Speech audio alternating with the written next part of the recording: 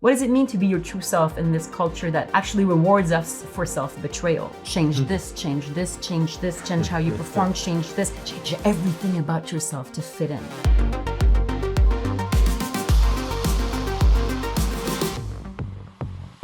Bienvenue, Sophie. Merci beaucoup, Jeff. Un grand plaisir d'être avec vous. Moi aussi, vraiment. Okay. So before, thank you first also for christening or baptizing. Yay, first time. Yeah, our new studio. You're very brave. But before we get going, you asked me a very strange question. You asked me if I had a banana handy. Yes.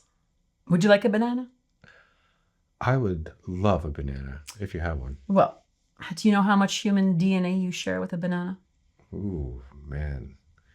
I would say more than I expect. 40. 40.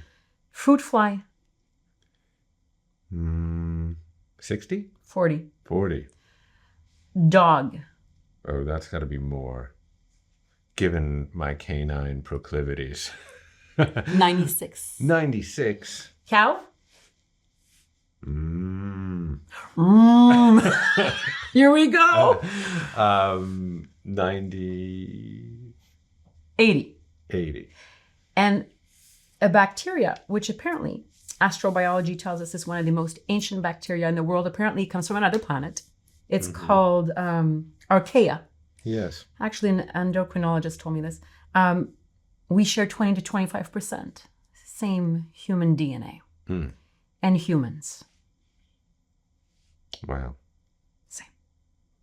Different, but same. Yeah. That's quite amazing. I mean... We forget how close we are. Yeah. I mean, I apologize that my DNA is so similar to yours. Is this how we're going to start? I think it's 99.9 or something, you know? Yeah. But of course, it is these variations that often have their provenance in mutation or single nucleotide polymorphisms that propel life forward. It is actually quite amazing to recognize that it is the mistakes that actually evolve us, and to embrace mistakes in our own life, because that's every once in a while we'll land on some absolute gem if we just trust ourselves in that way. A bit like forcing against the container that is life to know what we're made of. I met a pediatrician at some point who was treating babies with colics. And, you know, she would do osteopathy and she had great ways to soothe their little nervous system and their aches. But it wasn't, as we say in French, à point. We weren't there yet.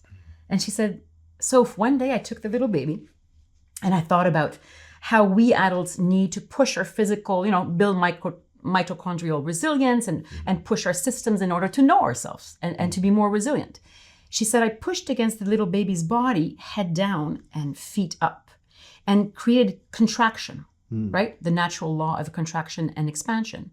And so the baby would push against the container, there would be great discomfort, and then a release. And she said, the results that I had were unbelievable. And I use that metaphor a lot because we forget that we're that little creature and that we need the container to be able to express and to push against in healthy ways, which we learn through culture and how we're raised. But it's fascinating to know how we need that. Yeah, absolutely. And it can be healing. Yeah. Yeah. Well, I'm a big proponent of leaning into the edges of one's discomfort. And the body is miraculously just riddled with these adaptive mechanisms that reify resilience in relationship to the right amount of stress. So, well, that's why you wrote your book. That's right, I Good wrote my stress. book. Yeah. That will be another conversation that we'll have. But first of all, I am just so grateful that you're here. And I'm grateful for your work and for the book that you wrote that our mutual friend Gabor Mate, I believe, calls your love letter to the world. You know this. Yeah, when I launched my book in Vancouver, we're on stage and there's like hundreds of people. And Gabor had told me what the opening would sound like a little bit, not more than that. And then it wasn't that at all. And I'm like, where is he going? And he said, Sophie, you know, I realized that it's not just like your book, it's your love letter to the world. Yeah. And I cried instantly because it is. And we're talking about bananas and fruit flies and dogs and cows and archaea bacteria. But yes, I chose the title after so much tergiversation, so much thinking. How do you choose a title? And it's complicated because everything is taken out there. But closer together, knowing ourselves, loving each other, brought everything back to its core of, yes, an unexamined life, is not worth living, but an unexamined mind and an unexamined nervous system and an unexamined personality means that we're not living with the level of potential and awareness that we can as human beings. And when you look at the state of the world, you understand that more than ever, with what we're facing, we need to be able to be resilient and not to be tolerant of each other. That's not right.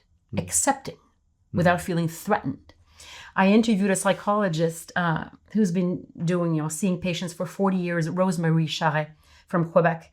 And she told me the most unhappy human beings I've ever met in my life are the ones who cannot trust in others. I have chills because as somebody who's been on the co-political path, I've seen that in action from so many sides of the coin or whatever, the prism of life and of politics and of service. And it's true. Yeah, it's true that when we're not wired to trust, which comes from early childhood, then it's very difficult to grow as trusting adults. Yeah. Well, I think this is why your work and your book is right on time, because we're experiencing in our culture broadly the erosion of trust. Mm-hmm. And in some ways, culture, in the form of a flood of information, the amount of it, the quality of it, has hijacked our own engineering, our own biology in some ways. Because when you are in constant, perpetual fight or flight, it actually serves your biological imperative to survive, to not trust, right? The aperture of your attention becomes very narrow, you become self-obsessed, and you don't trust the world because you need to survive. The problem is when we're chronically always in that state, voila, this is the world that we're into. So perhaps we could start there, where you could give us a bit of like a diagnosis of where we are, kind of both in relationship to that chronic stress in the personal, physical, psychological body, but also extending into the body politic. I'm so passionate about the world that exists in your question. First of all, when all systems have been tried in the human body, the fight, flight, freeze, right? Because of the rapidity of information coming our way, like a bulldozer every day. Because of our lack of focus, we're always distracted. We're on dopamine highs all the time.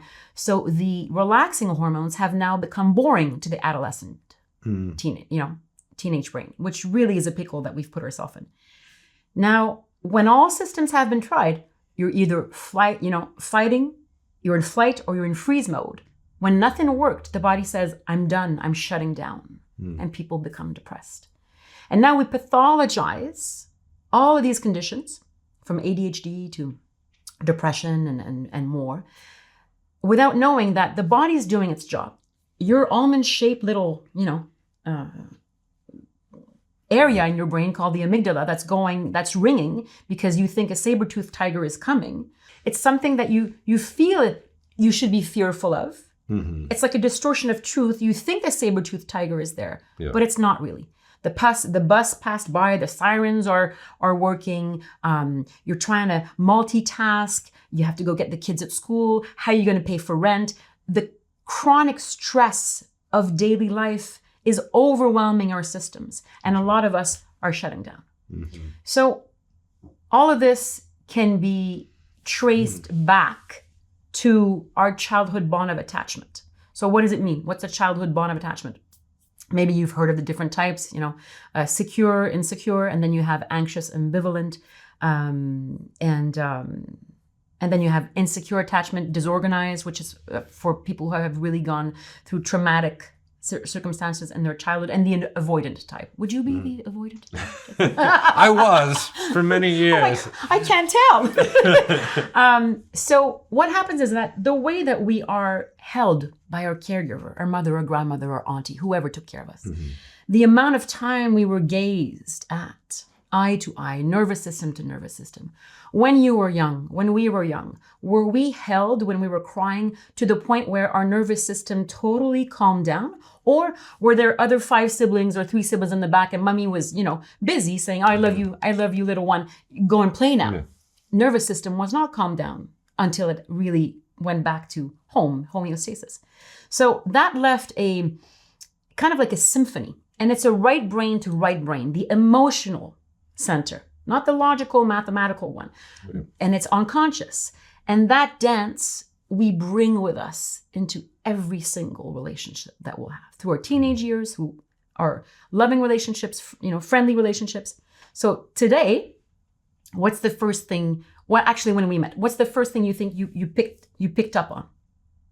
First thing. When we met in person? Yes. Well, just the way that you looked at me and smile and just your effusiveness. It immediately was like, this is an easy connection for me. Okay, perfect answer. So yes, facial expressions. Yeah. So humans pick up on facial expressions in 100 milliseconds.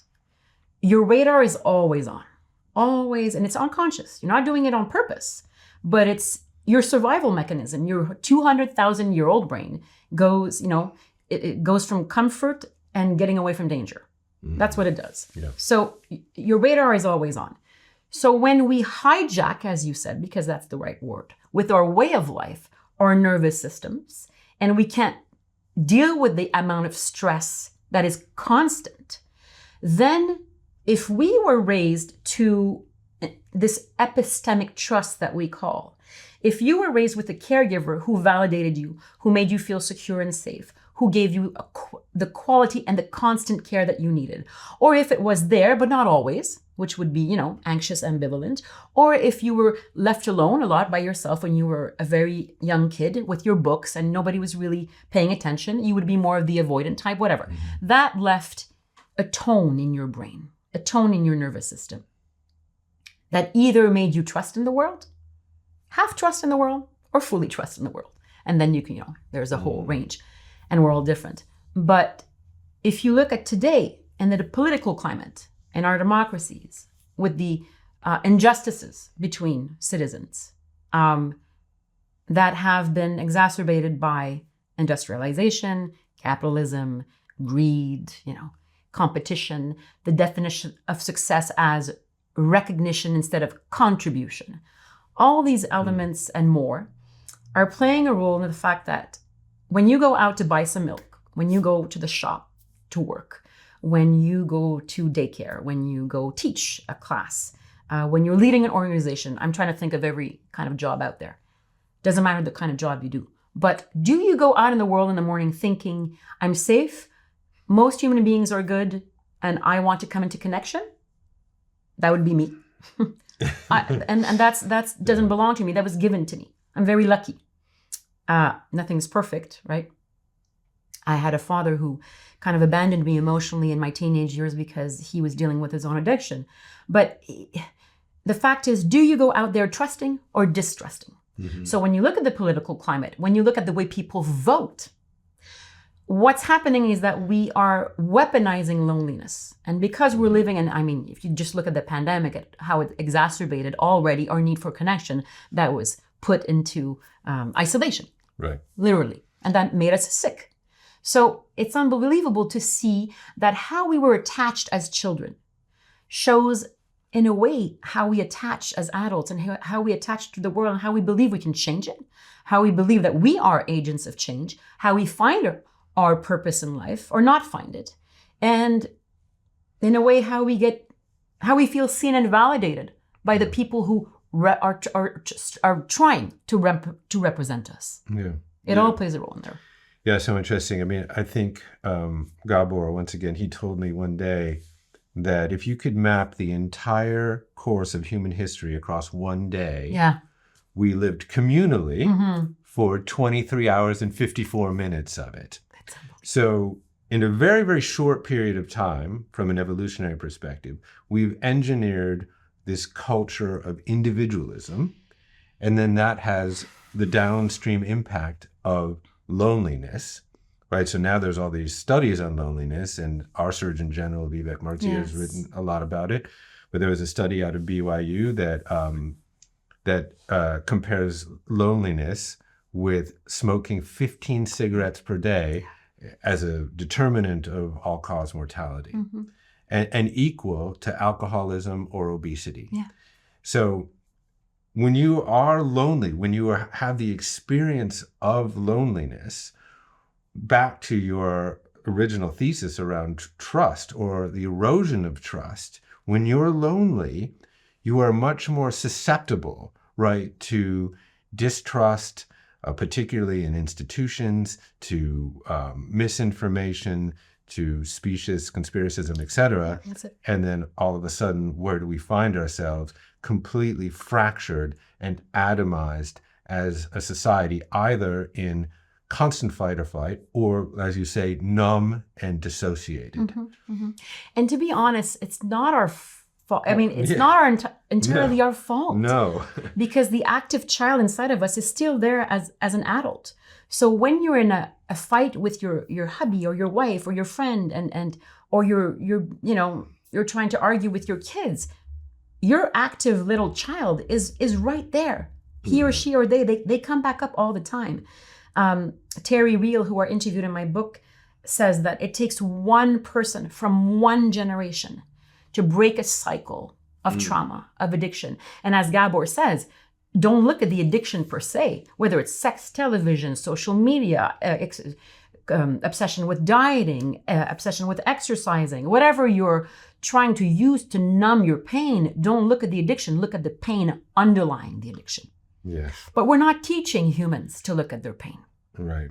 And and our nuclear family and our kind of single family homes and vertical boxes, the way that we live has undermined this ability to find connection with other people. So it's like we used to live in these tribes of 70 or 80 people, right? And so, where there were really multiple caregivers. So there was ways to find connection in multiple different directions. But now, kind of under constant chronic stress or financial stress, etc., we have this generations of like latchkey children, right?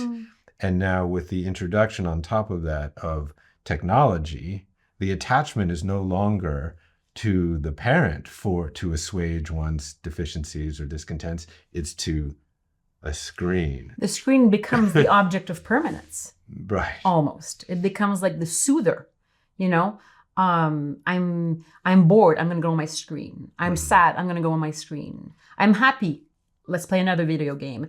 And that happiness versus the contentment. Happiness means that we're secreting hormones where usually we want more of something. But contentment is different. Yes. We don't want more of something, we're in the present moment. Right. But when you think about stress as a dysfunctional relationship with the present moment, tell me what love is. What's love to you? Love. What's love to you? I've evolved my definition of love. Tell me. I used to treat love as an emotion, sort of a fleeting feeling, just kind of sitting there with jealousy and envy and other things like that. Now I've understood love more as a state of being. It's almost like Vermont or Colorado, like a state that you visit. I could choose, it doesn't visit Canadian cities too. It's a state that you visit that has a certain signature to it. And that signature is generally, for me, characterized by my ability to identify someone else's suffering as my own, for example. I would be like, in Sanskrit, karuna, or empathetic joy, mudita, to just feel true, unadulterated joy for someone else's joy. So, Freuden, shadow Freuden, right? Yeah, so this is sort of like when I'm visiting this bucolic state, that is love for me? When you speak of love right now, it's slow. When a 4-year-old is crying, how do you talk to that child to soothe it? Yeah. You're not saying, oh, you're gonna be okay. You're gonna be okay. Everything's gonna be. Yeah. You're gonna be okay, little buddy. Right. You know. That's sweet. Love is slow. Yeah. And in my book, I asked my kid, my now he's 17 years old and he's 6'4", but he was 15, 14. I asked him, Zaf, what's the language of, like, what's the rhythm of love? And he looked at me like, eye rolling. I'm like, here we go. Mom's always asking philosophical questions. You know, but he said, slow. And I went, the key of life is in your answer. The rest is for you to discover. If stress is a dysfunctional relationship with the present moment and love is slow, can we truly love when we're constantly stressed? I'm not sure. I don't think it's possible. Neurobiologically, is it possible? Our bodies are telling us that it's quite, let's take the opposite of love, which is fear. And then there's hatred. But I interview in my book, Closer Together, an expert on dehumanization called David Livingstone Smith. And he's interviewed, criminals, people who have committed really atrocious acts. And this is not to excuse anything that they've done. But he did say, Sophie, hate stems from a need for connection that never took place. Yes. We're not born hateful. We're not born criminals. This happens. I mean, let's push extreme cases aside because there are some pathological cases that are really difficult to explain. But he saw a common humanity, a common thread of humanity in the men and women that he spoke to. And it's quite touching because it's the child that he sees again in them. The child that didn't get the nourishment that they needed. And oftentimes, that maladaptive behavior will actually have its provenance in addiction, for example. So if you even look at addiction, it's trying to address a deficiency of connection. It's just an inappropriate choice. It's a survival choice. It's a survival choice. And Gabor says it, and I'll ask you the question. What is something that you do in your daily life that gives you temporary relief? Right. But that in the long term isn't super serving to you or to people around you. Yeah. Choose your drug of numbness. Of numbness. Yeah. We all have it, right? Yeah. In some ways or another. So I would be very careful, and I say this often, that we're all one trauma away from each other. It takes one dramatic life event to change your brain, to change the way you perceive yourself, and to change the way you go towards the other. I think it's Sartre who said, l'enfer c'est l'autre. The other is hell. I'm not sure that's true if you create some sense of peace within you. When I was young, I was taught to say, hello, my name is Sophie, would you like to play?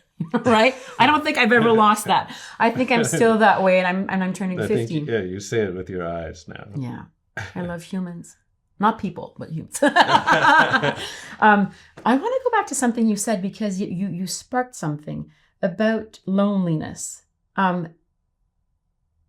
Research shows that when we're young, the risks that we take, especially between 6 and 9 or 6 and 10, which is a very experiential time, experimental time as well, the brain wants to learn through committing mistakes and learning. So you fall off the tree, you scorched a knee, you don't have a parent going, oh my God, are you okay, right?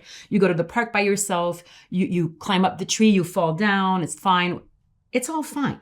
So the brain is learning at low risk, low cost. This usually happens in nature or on a sidewalk when you free play, not structured, free play. Now, when we don't learn this at a young age, from 6 to 10 approximately, what happens is that when you get into the teenage years and to adult life, where you're now living at high risk, higher cost, right? We're not just falling off our bikes anymore. If the brain didn't learn that, then we haven't built the resilience to face adversity, obstacles, rejection, and we take everything personally. So our lack of connection with nature isn't just, oh, we're not getting fresh air. It's good for our sight, for our health, for everything, right? Regulating our nervous system. A walk in the forest does the trick many times for me. Sure. And breathing properly. So our disconnection to nature is not only hurting us from a physical perspective, but from a psychological perspective and developmental perspective. Mm-hmm. And now that we're giving screens to kids instead of unstructured play, they're not feeling safe or as safe in the world. Dr. Gordon Neufeld, who I interviewed in Closer Together, who's a great child psychologist, who actually wrote the book with Gabor Mate, Hold On to Your Kids, says that he was called during this war in Ukraine. And the teachers were overwhelmed. They were trying to help the kids as much as possible.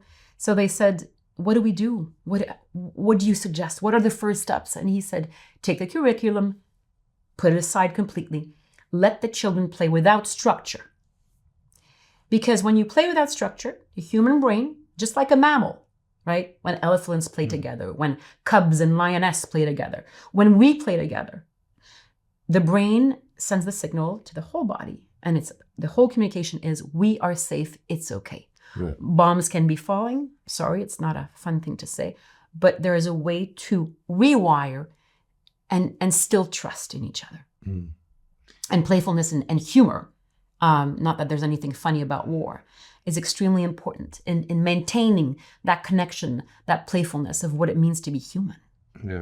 Yeah, that's beautiful. I mean, I think the statistic I've read now is that we spend 94% of our time indoors or in the car. Oh. But what nature provides is, yes, an experience of kind of openness and safety. But I think also the experiencing of nature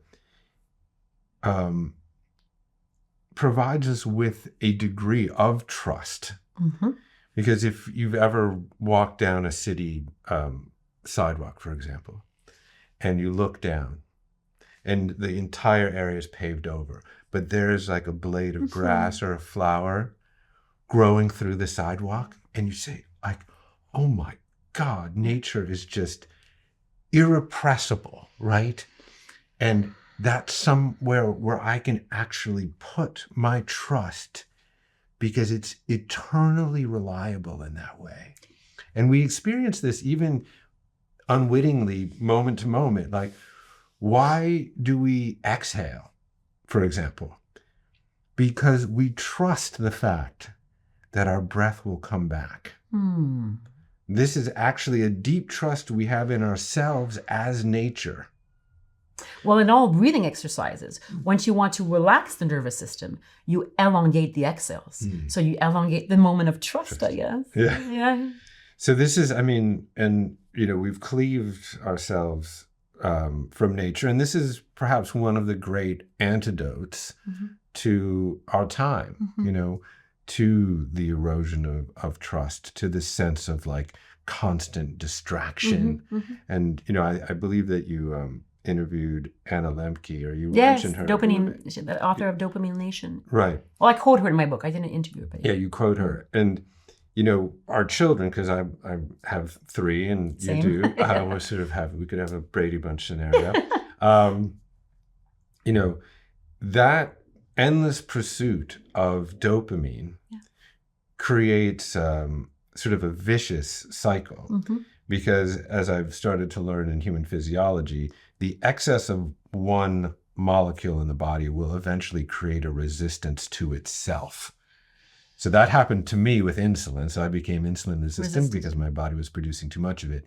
You're producing too much dopamine, you essentially create a resistance to that dopamine. So that threshold more and more and more and more and more. Right. So we seek out more and more and more. And what happens in everyday life, the miracles and the beauty in the mundane becomes absolutely boring, particularly as it pertains to sexual relations too. Just sexual relationships. Yeah, because like it's not enough. Pornography is a real dopamine. So now there's no kinky enough. Right. And that just can apply more broadly. oh God, taking a walk in the woods, how boring would that be, to many of our children. I read that I led a retreat during an eclipse, and I was reading about eclipses. And that thousands of years ago, there was an epic battle. I forget the name of the epic battle, but it was two clans fighting. And when they saw, the moon and the sun becoming one in a way, they stopped fighting. Because in a way, they felt that there was something greater than them, that they had to come to an agreement of some sort. Yeah. And apparently, with that emotion of awe and sensation of awe, when you look at nature, you're more inclined to be altruistic. You're more inclined to base your decisions less on ego and more on, impact for community and how my family or the tribe or the community will hold itself with that decision. So it's incredible to see how, if we keep how do you call those when horses wear the little eye shades. But right. Yeah. So I feel like we live in a culture that puts us on our eyes and that gives us a tunnel vision that doesn't allow us to connect not only with nature, but with humans. And that's really hijacking our right to human solitude. Solitude is a human gift. Solitude is the poetry of life. I think it's David Whyte, the poet, who said, innocence is one's ability to be found by the world. Innocence is one's ability to be found by the world. The sense of belonging, of being seen by something greater, being part of something greater. I think that as adults, as we heal ourselves, if we're lucky enough to be on that path, because that is also a luxury these days, to be able to work on yourself. Yeah. Working on ourselves just came along because we disconnected from the community. Yeah. And when you disconnect from the community and you're isolated, it's death. When the tribe leaves you behind, you would die. Our brains are still wired that way. So we're feeling that we're being left behind. And these are micro deaths. It's real. And people lose their lives to this, living alone. Yeah. Not being seen, not being loved. Go ahead. Yeah, well, I wanted to come back to that. We're not passionate at all about what we're talking about. That nuance between loneliness and chosen solitude. Yes. Because it's often in these moments of chosen solitude where we're absolutely comfortable with our own aloneness that we actually feel that sensation of greater interconnectivity and interdependence. So, I mean, pull those apart. How do we differentiate between loneliness and solitude? And how do we actually move from one to the other? I think one is a state of contraction, loneliness, and one is a state of expansion, exhaling, and that would be solitude. Loneliness is not natural because we're meant to be living together. Yeah. Solitude, when you think of people who, like Henry Thoreau or, poets who lived in the woods, I don't know. Ralph Waldo Emerson. But you don't have to be, a Brahmin or whatever, or a yogi in a cave to be able to get to your enlightenment or whatever it is. The body is not the obstacle to finding yourself. But we live in a world where we're dying and thirsty to be seen by the world, when our core work is to actually be known to ourselves. That's the core work. Because if you feel safe by yourself in your solitude. I remember my dad who I lost 6 months ago, so he's probably listening somewhere. He used to make me close my eyes and put my head on a rock. And he would tell me to listen to the silence of nature. And in my teenage years, I rolled my own eyes. Right. And now I get it from the kids. But I remember that. And we did it as an adult. I remember one moment when we did it again together. And I'll never forget it. Because our capacity to be in silence with ourselves is actually our artistry. Now, loneliness is not a creative state. Human beings came here to become their creative selves. That's the goal. And solitude, great art comes from solitude. Yes. A painting, a music, a type of connection you want to build. It doesn't have to be artistry in the form that we think of as art. But when you're in resistance mode, and in our society, we're a lot in resistance mode, you're doomed to be unhappy. Mm-hmm. And resistance mode is not connection mode. Even if you're in solitude, you're in connection mode to yourself in a safe way. Mm-hmm. This means that when I come see you after I've had my walk in the woods, I've written poetry, or I put my name somewhere in the sand, or I took a breath looking at the ocean thinking, I'm suffering, it's tough, but everything is going to be okay. This is the difference between suffering and trauma. Going back to Gabor Mate's work again. Suffering is part of human life. It will happen. We need to be able to teach our children that pain is not dangerous, that human emotions are not dangerous. But trauma is different.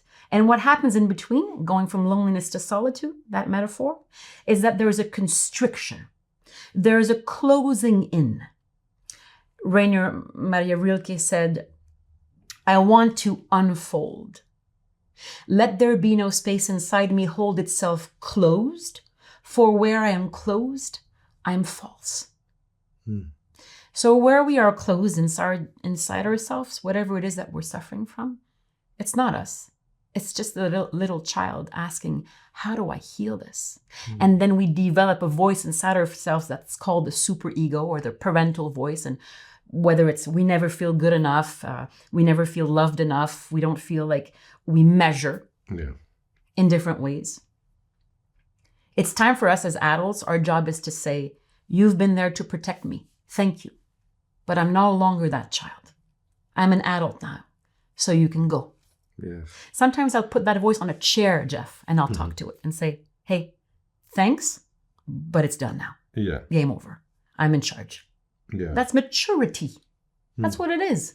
To understand your trauma, to understand where you closed inside yourself, and where and how you can safely open up again. Yeah.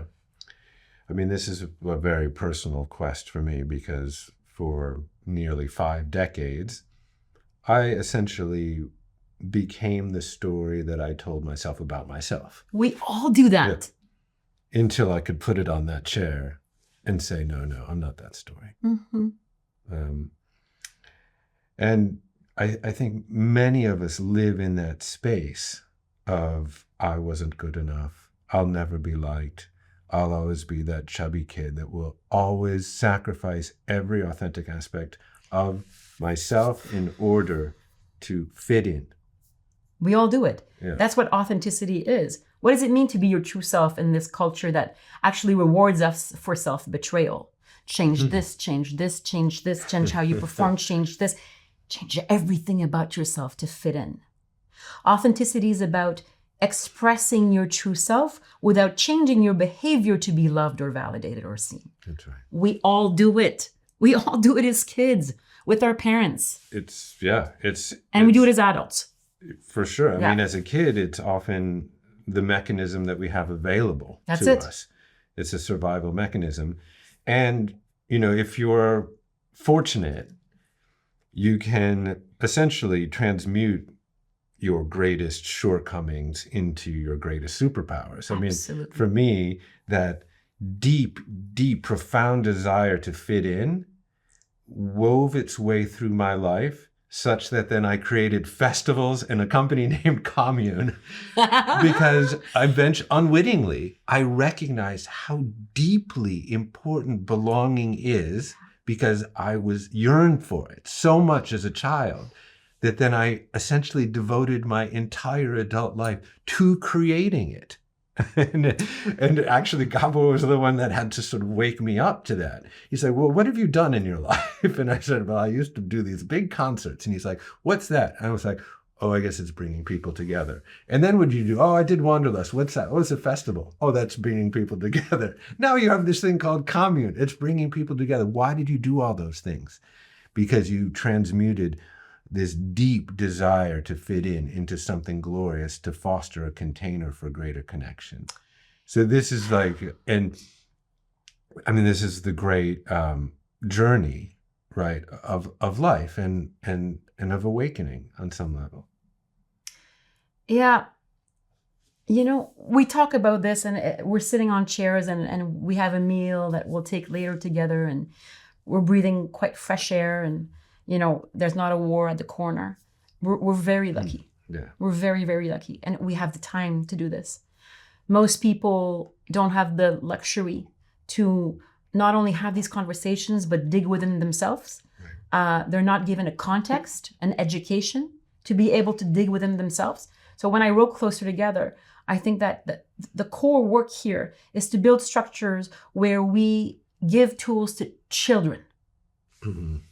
That, first of all, we do our work as parents, because whatever work we're not doing on ourselves, and when we're not looking at our trauma, we're leaving an emotional legacy that's so heavy that they don't need to be pulling, because they're already pulling their own. They come from another generation. They're facing other types of challenges. So I think our responsibility, if we are lucky, you know, when you look at Abraham Maslow's pyramid and, you know, you have a roof over your head, you have a meal, you know, awaiting you. If emotional safety is not there, if safety is not there, it's game over. Yeah. Now, I think it's Maslow, who spent time with the Blackfoot community, indigenous tribe, and he was looking at the way they lived. And he figured out that if he had to draw a triangle, community is at the base of it. Mm. So there was no sense of safety without community. Yeah. I believe that. Yeah. It's funny, last fall, my eldest daughter, who you haven't met yet, Phoebe, she unwittingly gave me the greatest compliment of my entire life.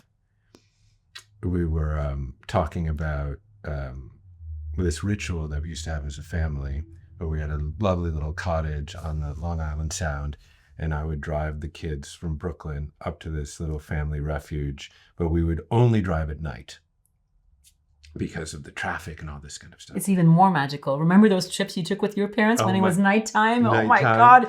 And so we would get past New Haven on 95 and all the street lamps would disappear. Yeah. And she was always sitting in the middle of the back seat and her two sisters on either side. And she would look out the windshield into the obsidian blackness of the night. And there would be, you know, moths and things hitting the windshield and looking over on the side of the road. And there would be, unfortunately, some like deer, roadkill and different things. And it was life. And she was like, oh my God, I looked out of that windshield at the world around me and it seemed so unbelievably scary. And then, Dad, I would look at you behind the steering wheel and I would never, ever, ever feel unsafe.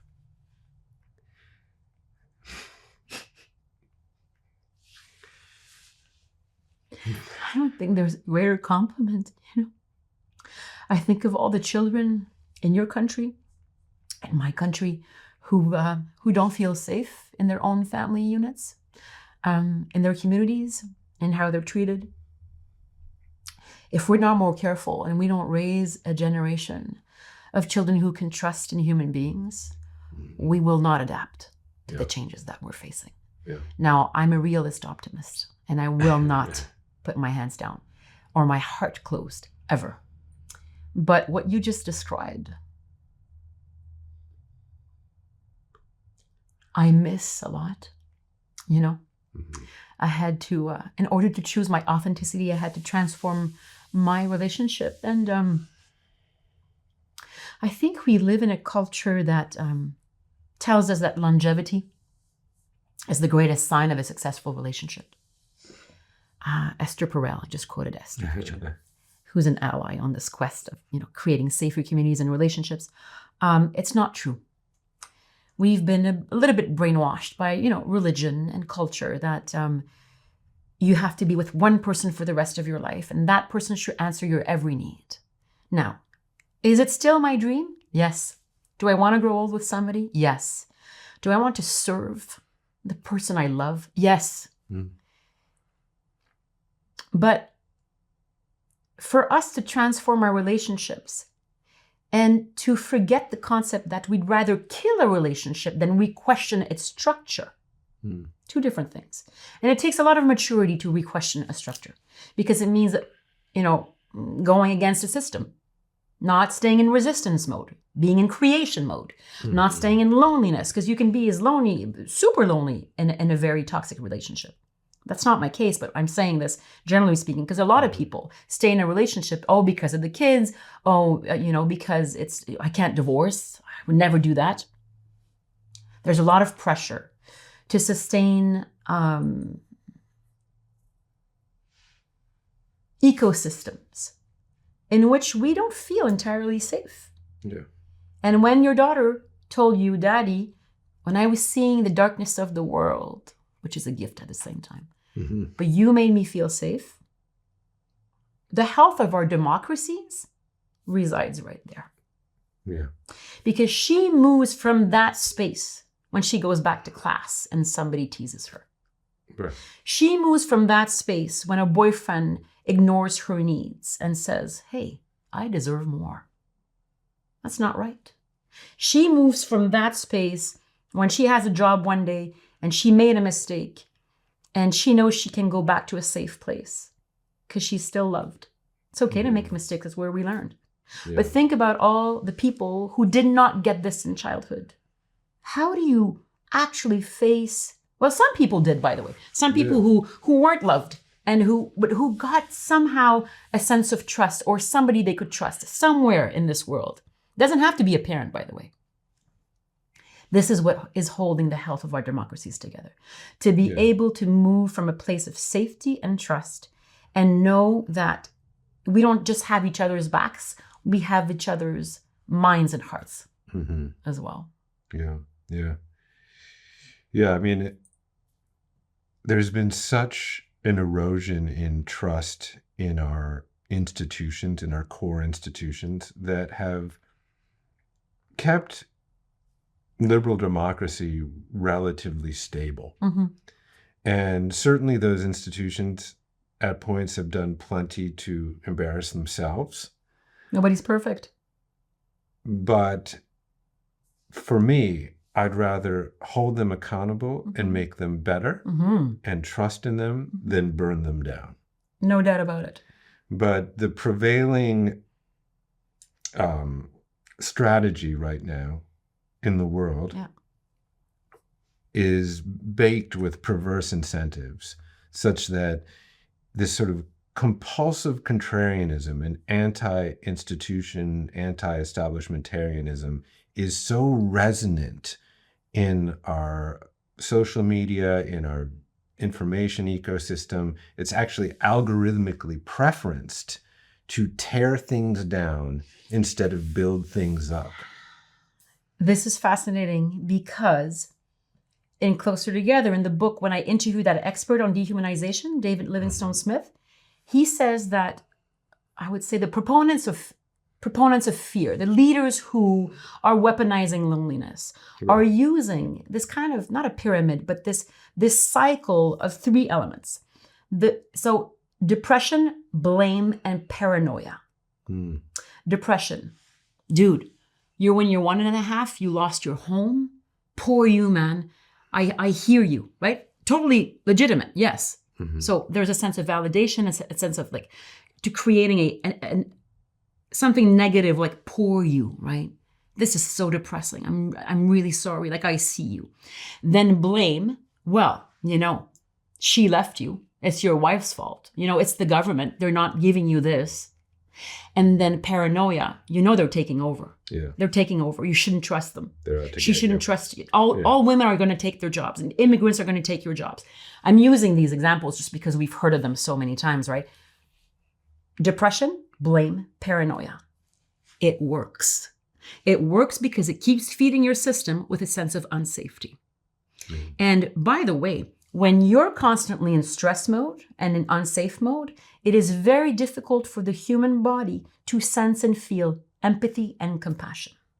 Well. Yeah. Look at the state of the world. Yeah. It's complex, but it's simple at the same time.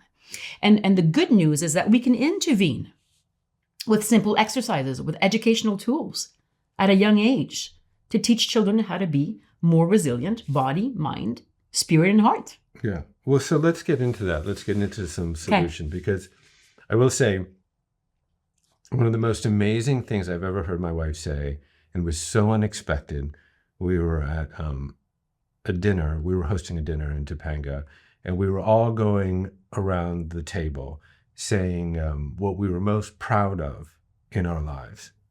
And people had all sorts of different variations and different answers. And my wife said something so unexpected, and she said, the proudest thing I am for is that I broke the cycles of abuse and violence in my family.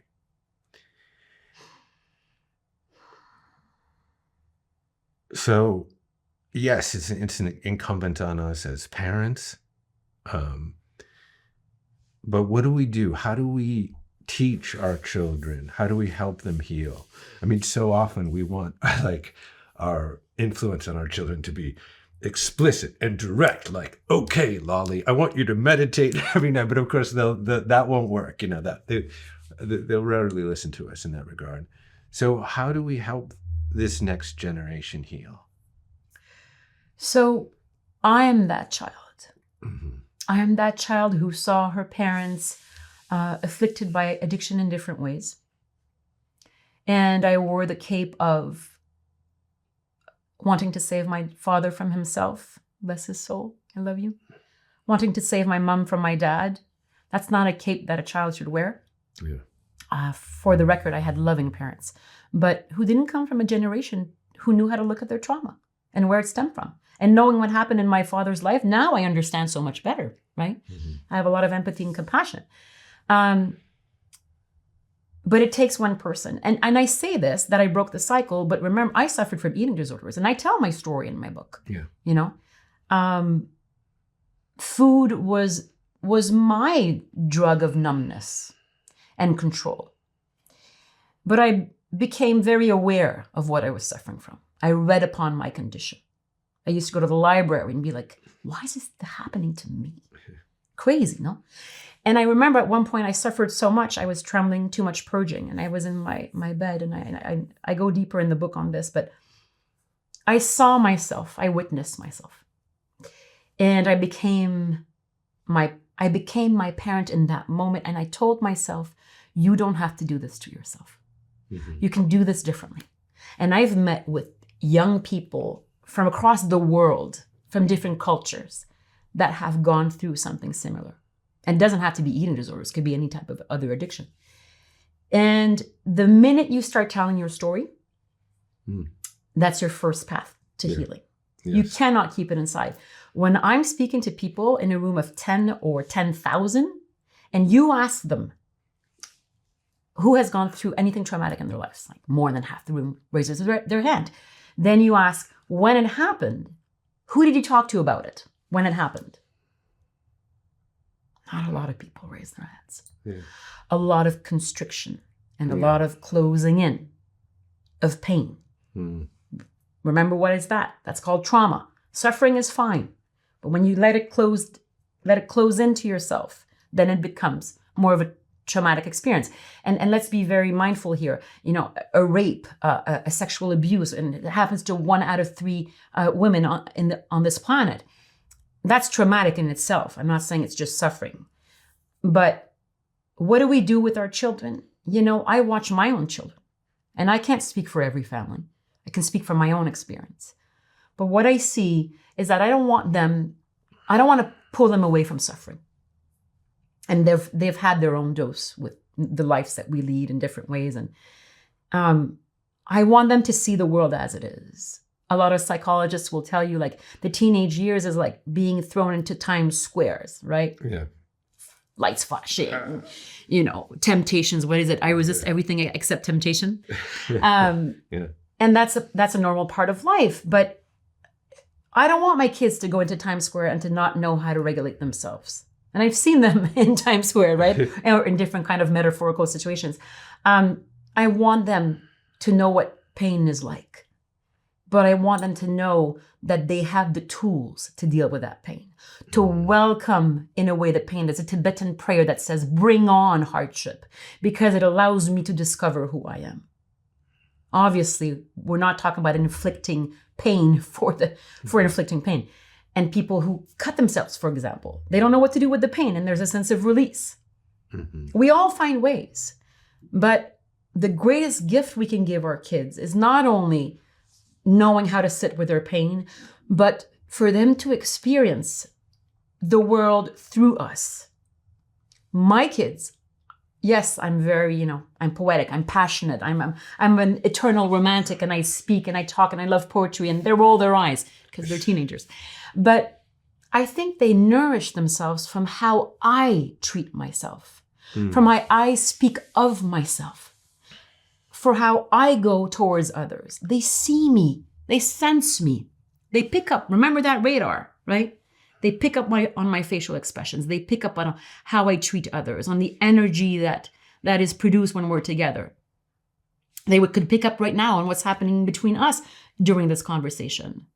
It's happening all the time. And I think you can't fake that. And this is what we call, in a way, coherence, integrity, heart brain coherence. So there are exercises that you can do that are simple, just breathing consciously and knowing that, your heart is an organ with a nervous system around it. Gabor Mate speaks of that has a capacity to predict unfortunate events. Our gut, which sends 75% of all the signals and communication between the brain and the gut, telling, to the gut, oh, yeah, I'm okay. Intestines are working well, or there's a little alert here, It's fascinating to see that this is a whole communication system that's a community in ourselves. So we're picking up on each other's cues of safety right now.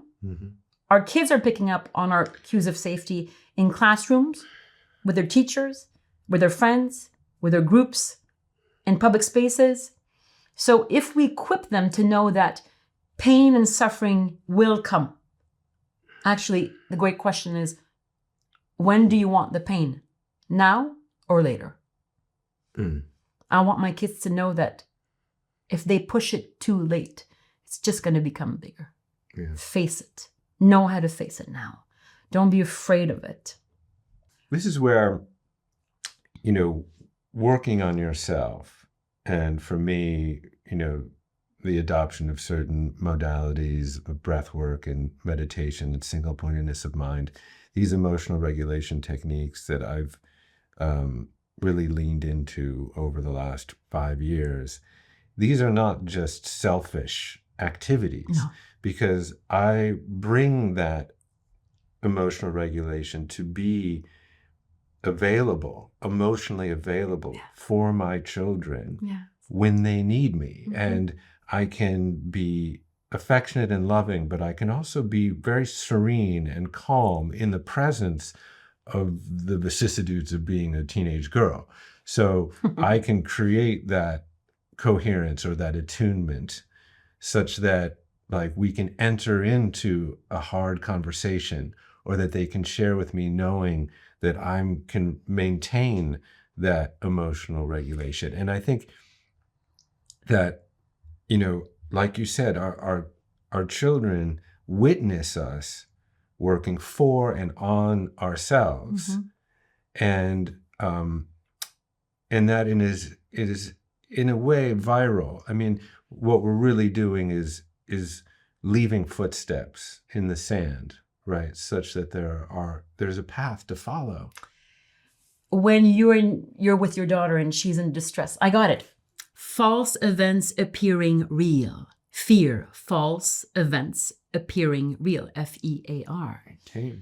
So we go into fear all the time, right? It happens. It's fine. Dr. John Gray, who's a relationship expert, who I've seen in couples therapy, who became a friend, he's an exceptional wise man, explains that you can't regulate two nervous systems at the same time.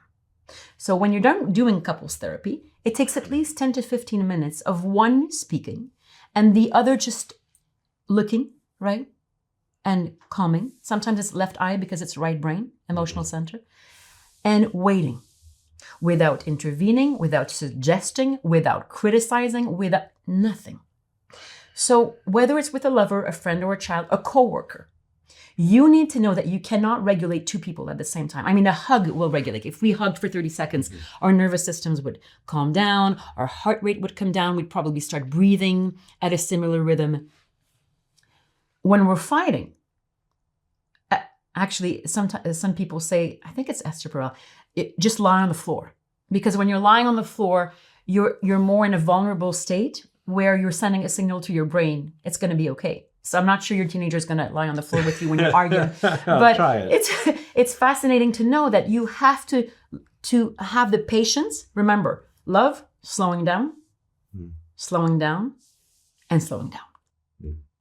And when we're trying to resolve a conflict or when you're listening to somebody, you have to slow down and give the time for your nervous system and the brain to receive the message, for the other to feel that I'm being seen right now, I'm being understood, I'm being heard.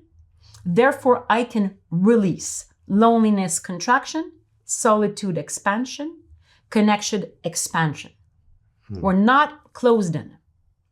So as parents, we need to remember that a relationship is two people, you and I, or you and your child, and the space in the middle. And the space in the middle that we create is how we regulate ourselves. So if that space feels safe, your child, at some time, and sometimes I have wins in the car, when you come back from school and there's no plans and they'll just say something about the day and you're like, yes, she confided or he confided. I got to tell you, Tell me. Just on that very tip, one of the proudest moments I ever had as a parent was with my third daughter. I picked her up from dance. I was only about 3 minutes late, which is a record for me. She hops in the passenger seat and completely nonchalantly said, "Dad, I just got my period." It's funny, but it's also, I was so proud that she could be that open. Those moments where they confide and then nothing is said. Yeah. I just kept driving. No, yeah. Tears strolling. Yeah, it's like I said. I think I said, "Well, should we stop at CVS?" Yeah, sure. And she was like, "No, I got it." I'm like, "Okay." Yeah, I can feel the moment. That poetry. I think it's a great poet, French poet called Yves de Bonnefoy, said that poetry is one's capacity to capture the silence between words. With our kids, a lot of the connection takes place in silence. Yeah. And I can't imagine how good that felt when she said that, Yeah. Especially with fathers and their daughters. Listen, I worked with, youth and self-esteem, and I cannot tell you how the impact that fathers have on the development of your daughters. It's just so beautiful. Because if they can trust in you, they can trust that they can find somebody out there that is worthy of them. Yeah. And when you come from a household where you saw a parent being abused, where your father didn't make you feel good, where it wasn't safe, that becomes your emotional home. And if that's your emotional home, then you will perpetuate relationships of that emotional home. And when we judge people and we say, well, why didn't she get other relationships when he was beating her up? That was her emotional home. Right. That's where her nervous system felt like, well, that's my worth. It's what I know. Yeah. So the work of emotional literacy and emotional regulation and rewiring our nervous systems by doing breathing exercises, hot cold therapy, pushing our nervous systems and windows of tolerance to see a little bit of what we can play with, playfulness, humor, connecting with each other. This is not woo-woo new age work. This is rewiring ourselves to create a playing field where everybody feels that they have a role to play. That's it. Yeah. That's democracy. Yeah. The most, perfect of all imperfect systems. The best one we've put our thumb on. Exactly. Yeah. Well, Sophie, thank you. I want to ask you just one last question. And this is really a question that I've been asking myself a lot. But as I've gotten a little bit wiser, I've been really trying to lean into hard things. And so I'm curious, what is one of the hardest things that you've ever done? And what was on that other side of that thing for you? Thank you so much for that. Tears are coming up again. I've done difficult things in my life. I've pushed my physical boundaries. I've jumped off out of airplanes. I've done ice climbing. My father taught me how to push my physical limits in order to know what psychologically I was made of, because they go together, right? We can't separate them. I made a choice where I had to choose my authenticity over my attachment. And I had to cut ties. I think my greatest assignment in the past years as a growing woman, turning 50, was to let go. To let go without feeling that I was being abandoned or rejected. And the image that would come, because I'm a lioness, was one of a kind of like a circus, circle into which lions jump, right? Yeah. And it was fire. Yeah. And I kept thinking, I'm done. I'm going to get burned. It's going to get the best of me. Especially that the decisions that I was making, I was going to be seen by the world. And I kept telling myself, you need to jump through. And I jumped. And I am fierce. Actually, my bracelet was given to me by somebody special and it says badass. Very elegantly. And I jumped. And here's the lesson. 1, you're never alone. 2, it's not prickly stuff waiting for you on the other side. It doesn't mean that it doesn't hurt, but it's never as bad as you think. Because when you choose to be your authentic self, and it means that you have to cut ties of attachment, and sometimes that means family, but it also means that when you love profoundly, you know that sometimes, maybe for a while, maybe forever, who knows? We don't know. You have to set the other free. And that hurts. It hurts so much because your sense of abandonment is overwhelming. But trust that on the other side, there's other humans waiting for you with arms wide open and heart wide open. And now, I'm one of them for others. And I want to be there. Yeah, it's the greatest gift to have the trust of another human being. I can't think of anything greater. From cradle to grave. That's beautiful. Well, count me as a friend. Count me in the circle. All right. It's not boring, by the way. This should be fun. There's parts that are fun. Yeah. Yes. Thank you. Well, it's just been an absolute thrill to get to know you. Merci. And we're just at the beginning. Are we ever? But I love the way you move through the world. So thank you so much. After the end, before the beginning. It's eternal. It's timeless. That's where love resides. Merci, Jeff. Merci. Hey, thanks a lot for watching. If you enjoyed this video, then I think you'll love this one too.